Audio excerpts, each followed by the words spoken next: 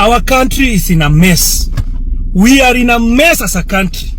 Under this regime, we are in a mess, a very big mess. The warlords, Sudan warlords are using our passports. Kenyans are dying in Russia. How did we end up here? How are Kenyans being killed in Russia-Ukraine war? Can CS Labour come out and tell us how did Kenyans ended up being in Ukraine-Russia war? How? The country is in a mess. We are in a mess. Hii nchi iko in a mess kabisa, total mess. How did we end up here, my good friends? And the country is in a mess, but you still hear someone singing tutam tutam. Yani, ni nani akona kilitimamu anaweza imba tutam? For God's sake. For God's sake.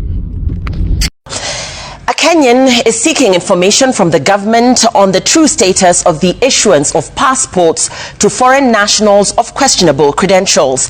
Advocate Peter Wahinya has written to the Director General of Immigration Services at the Ministry of Interior and National Administration, seeking information on the process used to acquire the passports, the officers and officers involved, and the existence or lack of it of an investigation into the fiasco. As Brenda Wanga reports, the government remains mum even as Kenyans express outrage and condemn the government. Social media in Kenya has been a beehive of activity triggered by the revelations that the Department of Immigration has issued Kenyan passports to foreign nationals of questionable background, including high-ranking members of Sudan's Rapid Support Forces, RSF, and a notorious Zimbabwean business tycoon with a criminal history. Despite the heavy fury online, the government's response has been a deafening silence. Cabinet Secretary Kipchumba Murkomen, who took over the interior docket with promises of transparency, has gone silent. Inquiries to his office regarding the expedited processing of the passports in question have remained unanswered. A Kenyan, Peter Wahinya of Wahinya Advocates, is fighting the silence from Nyayo House in the legal corridors. He has officially served a demand letter to the Director General of Immigration Services. Invoking Article 35 of the Constitution, the firm is demanding to be furnished with details of the application processes for names that have become synonymous with this scandal, including Zimbabwean Wicknell Chivayo and several Sudanese nationals linked to RSF. Wahinya wants the Director General office, currently held by Evelyn Cheluget, to supply copies of all applications, supporting documents and payment receipts for 28 named individuals, internal correspondence or State House directives relating to the waiver or bypassing of standard vetting timelines, internal investigation reports and audit findings initiated following public exposure of these issuances. Under normal circumstances, a foreign national applying for Kenyan citizenship or a passport must undergo a rigorous vetting by the National Intelligence Service and prove years of legal residency. The current saga suggests that these steps were not just shortened but entirely deleted for these 28 individuals. The contrast is jarring.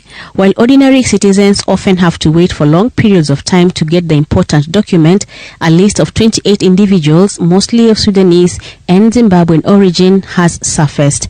They allegedly received Kenyan travel documents via channels that bypassed every security protocol in the book. To understand how a scandal of this magnitude happens, one must look at the chain of command within the Ministry of Interior and National Administration. The issuance of a passport isn't just a clerical task. It is a high security process that involves multiple layers of vetting. At the very top sits the Interior CS, a docket held by Kipchumba Murkomen, who oversees policy formulation and overall national security. Next in this hierarchy is the PS, State Department for Immigration, Belio Sang, who is the accounting officer overseeing the budget and administrative services. Then comes the Director General of Immigration, who is in charge of the actual issuance of passports and permits. At the bottom sits the vetting committees that are responsible for verifying identities and conducting security checks of applicants. As the 21 statutory window for a response begins to tick, the question remains, will the government come clean, or will the special clearance lane remain a dark secret of the state? Good people, it's no longer about politics, but it's more of our national security and sovereignty. The current brouhaha and shenanigans emanating from this kakistocracy regime under the stewardship of that megalomaniac called Kasongo is pure evil. Our passports, our foreign policy, and our national pride are being sold to the highest bidder. This is more than corruption. It borders on betrayal. Selling our passports is evil, but selling them to diabolical and nefarious people is purely demonic.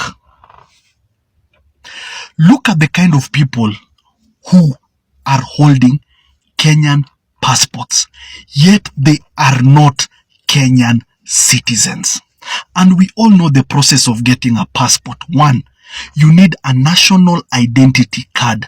2, you need an e-citizen account. And 3, you have to pay a fee.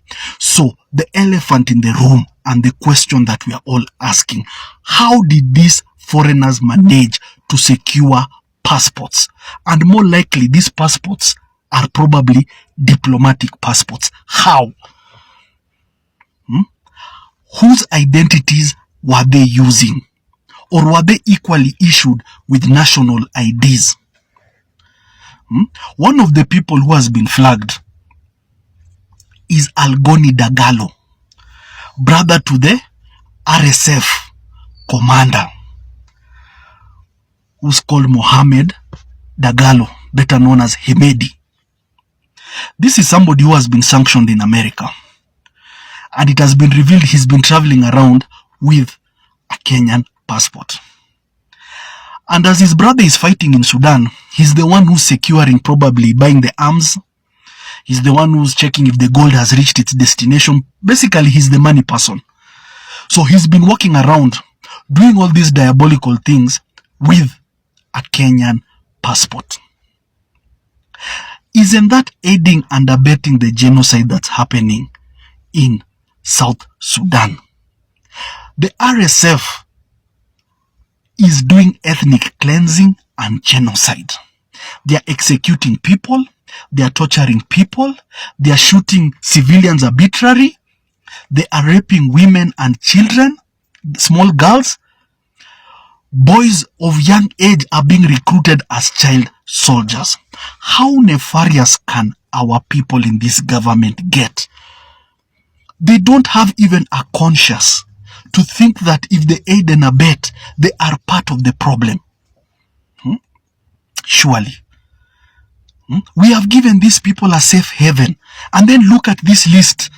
All these people mentioned are from South Sudan. And they have ties to the RSF.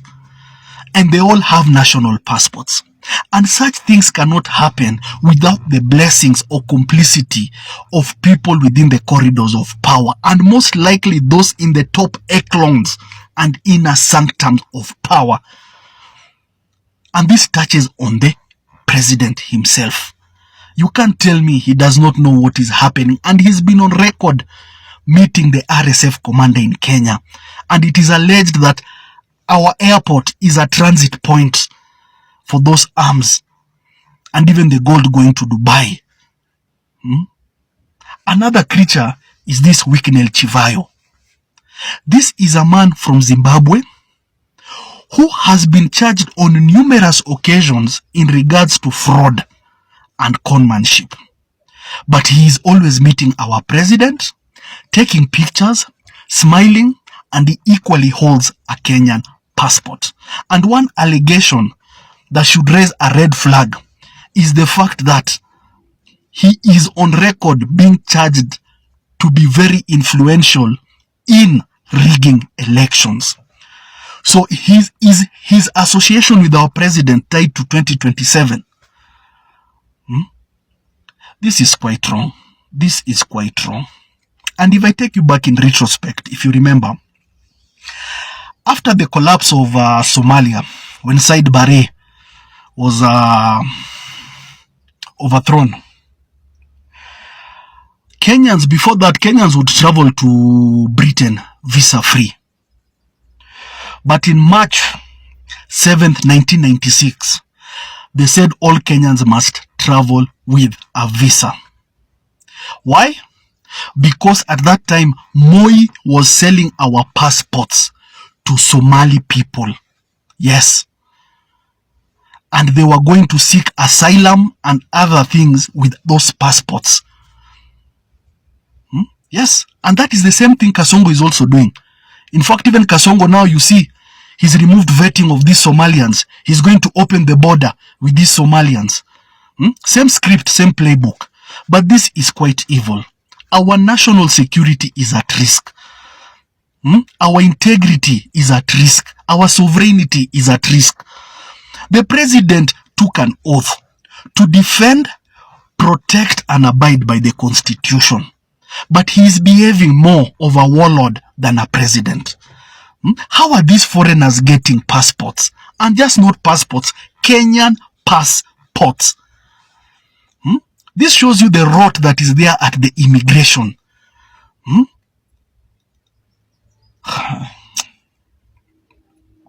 Well, when Uhuru said this man is not fit to lead, he knew what he was talking about.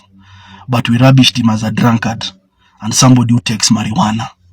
Because this man would cry on the pulpit, lift the Bible, cry, say he's the son of a peasant, and we believed him. But law, look at what is happening. This country is being hawked to the highest bidder because of somebody's personal gain. Quite unfortunate. Quite unfortunate. Ati black chocolate ni fine melanin bana kutoka nikapate. Kanapenda kenye mi wanapenda, so kanapenda toto chupa na haga nono. Madam na kudai, umedunga mini na unapenda mangwai. Una dance fit, unawacha nikismile. Ama niko high, jua lies nice. Kono moja mbele, gine yende rembe. Baila, baila, yoni